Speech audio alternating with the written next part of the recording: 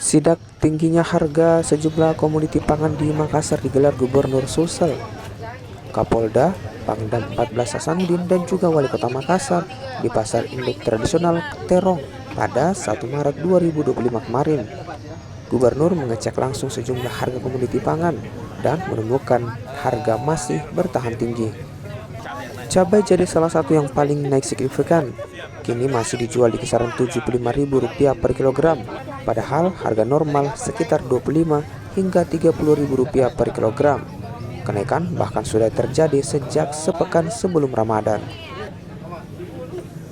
Jadi harga yang dominannya bagus, relatif terkendali dan ada beberapa item saja seperti cabai ya.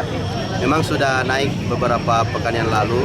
Nah, inilah yang kita mau kemudian coba melakukan intervensi nanti.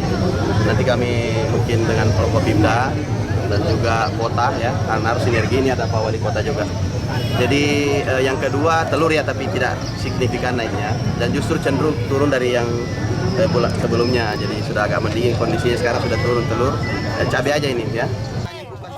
Untuk mengantisipasi harga tetap tinggi selama Ramadan, Gubernur Sulsel menginstruksikan Dinas Perdagangan dan juga sejumlah dinas terkait melakukan intervensi pasar termasuk menggelar pasar murah.